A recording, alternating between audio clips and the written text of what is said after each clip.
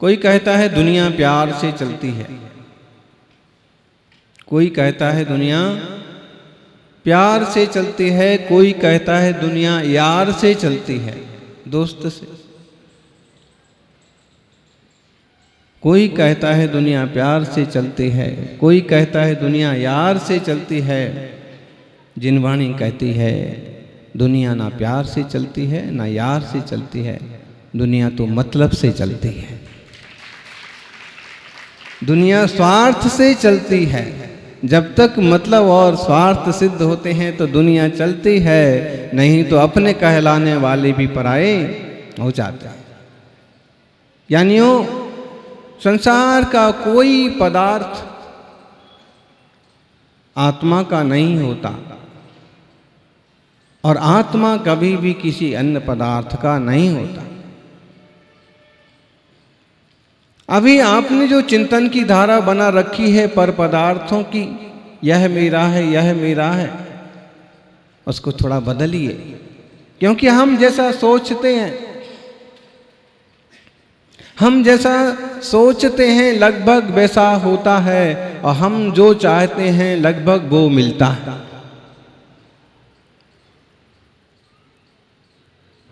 कल मुल्तान मंदिर का दर्शन किया, विचार था, सोचते थे कि ऐसे मंदिर का दर्शन हो। यहाँ तो सारे मंदिर हैं, बहुत सारे मंदिर हैं, सबका दर्शन हो।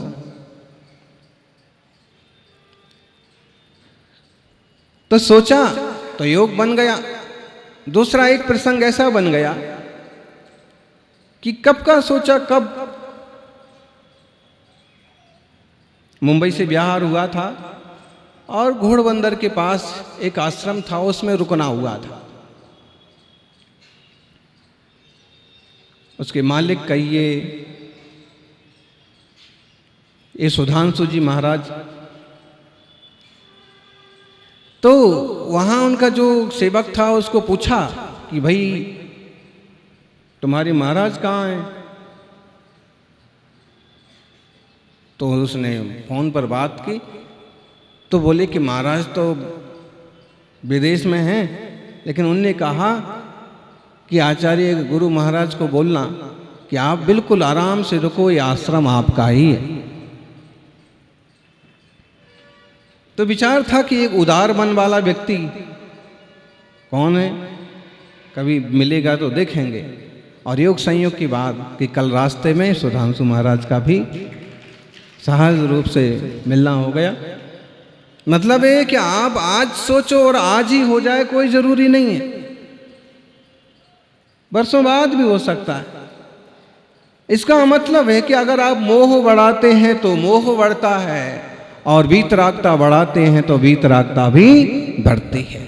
अगर आप वीतराग भावना की भावना बाएंगे, वीतराग तत्व का विचार करेंगे, तो उसकी भी कभी ना कभी उपलब्धि होगी।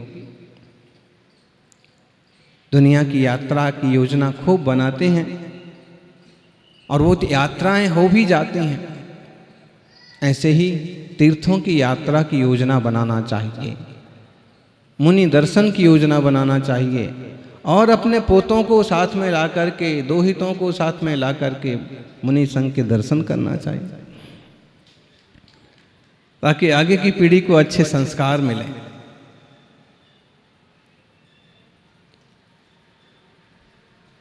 सौभाग्यशालियों, जन्म मरण का चक्कर तो सबका चल रहा है। कितने जन्म दिवस मनाओगे, किस किस के मनाओगे?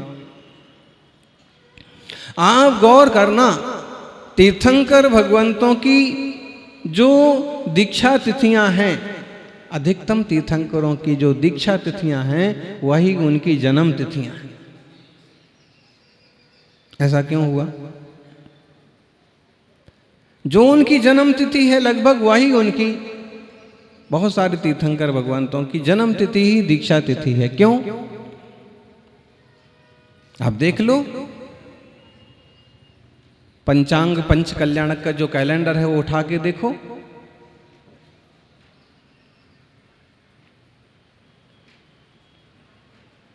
ऐसा क्यों है? जब उनका जन्म दिवस मनाया जा रहा है, जन्म कल्याणक मनाया जा रहा है, देवता भी आए हैं, राजे महाराजे बेटे लेकर के आए हैं, और वैसे माहौल में भी उनकी अंतरंग जागृति है, और जरा सा निमित्त बना तो जन्म दिवस ही दीक्षा दिन बन गया। उसी दिन उन्होंने दीक्षा स्वीकार कर ली कि हम पहले जन्म दिवस मनाएंगे फिर कल दीक्षा लेंगे, ऐसा नहीं। पार्श्वनाथ भगवान का जन्म तिथि और दीक्षा तिथि दोनों एक ही। चंद्र प्रभु का भी दो कल्याणक बहुत सारे तीर्थंकरों के। ऐसा क्यों? ऐसा इसलिए कि उनका जन्म दिवस ही दीक्षा दिवस बन गया। पार्श्वनाथ भगवान को क्या वैराग्य का निमित्त मिला? बोलो समर्थ, क्या निमित्त मिला? पार्श्वनाथ भगवान को क्या निमित्त मिला था? बोलो विश्वसेन महाराज, पार्श्वनाथ भगवान को निमित्त क्या मिला वैराग्य का?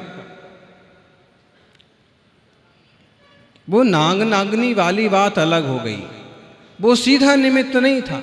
यहाँ तो यह है कि उनके जन्म दिवस का अवसर है और दूर दूर के राजे महाराजे आए हैं, और अयोध्या से भी बहुत महत्वपूर्ण लोग आए हैं। और उन्होंने जब बताया, जब उनसे पूछा कि पहले तीर्थंकर आदिनाथ भगवान का वैभव कैसा था, उनका आयुष्य कैसा था, उनका प्रभाव कैसा था, उनके पुत्र पुत्रियों का प्रभाव कैसा था, और सब वह जब उन्हें मालूम पड़ा, क्योंकि वो जन्म से अवधि ज्ञानी थे, लेकिन योग संयोग की बात, जब वह सब मालूम पड़ा तो उन्हें ये सुनिश्चय किया कि उनका आयुष्य तो 84 लाख कोटि पूर्व वर्ष का था। हमारा आयुष्य कितना है? 84 लाख पूर्व वर्ष का था। और आपका भी इतना ही है क्या? अपना कितना है? अपना तो 84 वर्ष का हो जाए तो भी मुश्किल है। वो कल्पना किए, ऐसा वैभव, ऐसा आयुष्य, ऐसा प्रभाव इस युग में तो कुछ भी नहीं है। क्योंकि वो भी तीर्थंकर थे, परम वंदनीय थे, सौधर्मेंद्र उनके चरणों में उपस्थित था, लेकिन फिर भी उन्होंने आदिनाथ स्वामी के चरित्र से शिक्षा ली और मोह त्याग दिया। दर्शन मोह तो पहले ही मिट गया था, चारित्र मोह भी उनका टूट गया, और पारसनाथ भगवान ने मुनि दीक्षा स्वीकार कर ली। देखो, सीखने की चीज है, मनाने की चीज नहीं है। आप देखना, दुनिया में ऐसे भी लोग मिलेंगे कि 90 साल के हो गए, 95 साल के हो गए, और इंतजार कर रहे हैं कि 100वां बर्थडे मनाएंगे। सिर्फ मनाने के लिए इंतजार कर रहे कि 100वां मनाना है, लेकिन 100वें तक पहुंचना जरूरी है क्या? जो कुछ करना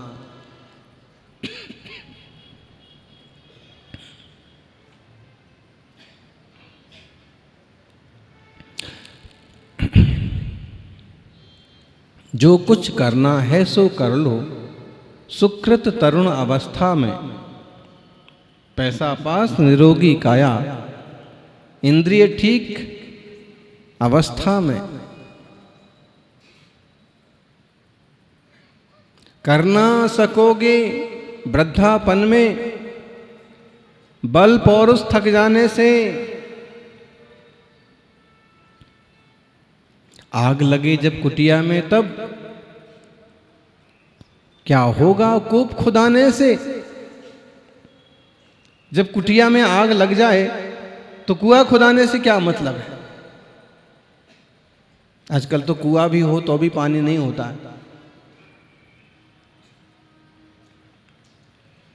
कुआं पहले से खोद के रखना चाहिए, पानी की व्यवस्था पहले होना चाहिए।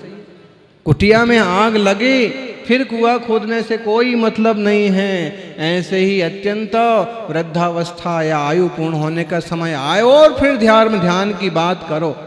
इसमें भी तो इंसान नहीं मान पाता है ना। उस दिन वो आग्रह कर रहे थे ना, दीक्षा दे दो, दीक्षा दे दो। तो हमने कहा थोड़ा ठहरिए, 8 दिन बाद देखते हैं। और सुबह तो यहाँ बहुत आग्रह कर रहे थे और दोपहर को आकर के उनका मन बदल गया। बोले तबीयत ठीक हो जाए उसके बाद दीक्षा लेंगे। भाई मोह जो है इतनी जल्दी छूटता नहीं है, आसान नहीं है। जिनने, त्यागी ने, व्रती ने, मुनिराजों ने मोह छोड़ा है, धन्य है।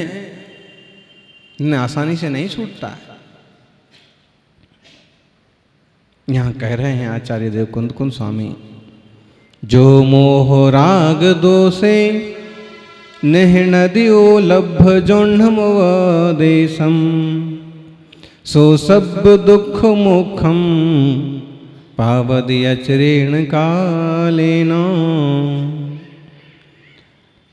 नाण पगम पाणम परम च दब्बतना ही संबद्धम, जानदि जदि निश्चय दो जो सो मोह क्षयम कुणदी। यानी जो मोह राग दोष को छोड़ता है, कैसे छोड़ता है? जिनेंद्र भगवान का उपदेश मिले तो छूटे। बिना जिनवाणी के अभ्यास से मोह टूटने वाला नहीं है। मर करके उसी घर में कबूतर बनना पसंद है, लेकिन मोह छोड़ना पसंद नहीं है। वो कहानी छोटी सी आपने सुनी होगी कि मुनिराज ने कहा कि सेठ जी अब तो संयम ले लो, अब तो गृह त्याग कर दो। लेकिन उन्होंने कहा ना, गृह त्याग नहीं कर सकता, मुझे बहुत प्यारा है परिवार, बहुत अच्छे लगते हैं मुझे पोते पोतियां, दोहते दोहतियां, और पूरा बड़ा परिवार है। मुनिराज ने कहा कि देखो तुम्हारी जिम्मेदारी पूरी हो गई है और कम से कम धर्म ध्यान तो करो, देशव्रती तो बन जाओ, मुनियों की संगति तो करो। उन्होंने कहा ना ना, ये नहीं होता अपने से, बस आपके दूर से दर्शन हो गए यही बहुत। मुनिराज ने फिर समझाया कि देखो तुम्हारी पर्याय बिगड़ जाएगी, व्यापार में लोभ है, लेन देन में मायाचार है, और इस तरह का जो आसक्ति का परिणाम है तिर्यंच गति हो जाएगी। उनने कहा कि अब जो हो सो हो, आप तो आशीर्वाद दे दो कि हमारी गति सुधर जाए। अरे भाई गति कैसे सुधरेगी? पहले मति सुधरे तो गति सुधरे। मति सुधर नहीं रही है, आप जो भी है लेकिन मैं नहीं छोड़ सकता। और योग संयोग की बात कि जो भी आयु थी 90-100 साल की पूरी हो गई और मरण हो गया। सेठ के घर के आसपास एक कुतिया घुमा करती थी, कभी उसको रोटी दे दिया करते थे। योग संयोग से उसके ही बच्चे के रूप में उनका जन्म हो गया। अब घर वाले दोनों को रोटी डाल देते, बच्चे से बहुत ज्यादा प्यार करते। कुत्ते के बच्चे को जो लोग एकदम गाड़ी में लेके घूमते हैं ना, बहुत प्यार करते हैं। ये समझ लो ये कुत्ते का बच्चा, इनका कोई ना कोई तो रिश्ते में है। बिल्कुल ये कल्चर पहले नहीं था। पहले लोग अक्सर गाय पालते थे, वो गाय के बछड़े को खिलाते थे, उसके साथ दौड़ते थे, उसके साथ खेलते थे। पहले था काऊ कल्चर और आ गया कुत्ता कल्चर। लोग गाय को भूल गए, कुत्ते को पालने लगे। और अब कुत्ते की बजाय अभी चीते का भी कितना शोर हुआ, चीता चीता चीता। जबकि लंपी वायरस से गायें मर रही, उसकी फिक्र जैसे किसी को नहीं। ये सच मानिए कि पहले एक तरह से सदाशयता थी, सदाचार था, शुद्धि थी, और शायद कोई रिश्तेदार मर के गाय बन जाते होंगे, पशु बन जाते होंगे, अच्छे पशु बन जाते। और अब छल कपट ज्यादा बढ़ गया, भौंकना ज्यादा बढ़ गया, तो भौंकते भौंकते मरने वाले क्या बनेंगे? कुत्ता बनेंगे। बुरा नहीं मानना। जो जीव जैसे परिणाम यहाँ करता है वैसी पर्याय मिलती है। और ये भी निश्चित मानना कि इन जानवरों को गोद में लेके चलने वाले लोग अवधि ज्ञानी मुनिराज हो ना, तो साफ साफ बता दें। एक कुत्ते के बच्चे को खिला रहे हैं परिवार के लोग, दूध रोटी डाल रहे हैं। मुनिराज एक संयोग से वहां से निकले और उन्होंने कहा, ओह देखो ये सेठ का जीव कुत्ता हो गया। अवधि ज्ञानी मुनि, एक कुत्ता हो गया और घर वाले इसको कितना प्यार कर रहे हैं, ये भी कहीं कहीं करता हुआ सबके आगे पीछे दौड़ता है। फिर मुनिराज से रहा नहीं गया और उन्होंने कुत्ते को संबोधित किया कि देखो मैंने तुमको कहा था ना, तुम इसी घर में पहले सेठ थे। उसे भी याद आ गया, जाति स्मरण भी होता है, उसे भी याद आ गया कि हाँ मैं इस घर में पहले सेठ था। तो उन्हें कहा कि अब देख तू आसक्ति का फल कि कुत्ता हो गया। त्रिंश पर्याय में भी द्वेष व्रत हो सकता है। अभी भी मोह छोड़ और अभी भी तू ये सब त्याग कर, विकार का त्याग कर, इस जगह का त्याग कर, नहीं तो राग बढ़ता ही जाएगा। बोल यहाँ क्या करता है? उसने कहा कि गुरुजी कुछ मत कहिए, मैं तो यहीं रहूंगा, यहीं बैठे बैठे मैं देखता रहता हूं अपने पोते पोतियों को। भले कभी पूंछ मरोड़ते हैं, कभी कान मरोड़ते हैं, लेकिन मुझे बहुत अच्छा लगता है। ये जीव राग करता है और संसार बढ़ाता है, मोह करता है, संसार बढ़ाता है। कैसे मिटता है मोह? तो जो मोह राग द्वेषे नेहनदि उलद्ध जौर्णमोपदेशम, जिन भगवान के उपदेश को सुन करके जो महा मोह राग द्वेष को मिटाता है, वह सब दुख मोक्षम पावदी अचिरेण कालेन, थोड़े से समय में ही सब दुखों से मुक्त होकर के मोक्ष को पाता है।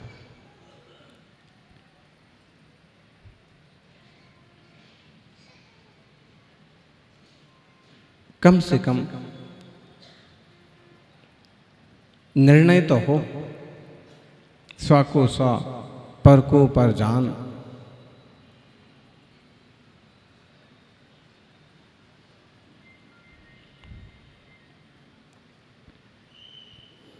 फिर नहीं दुख का लेस निदान।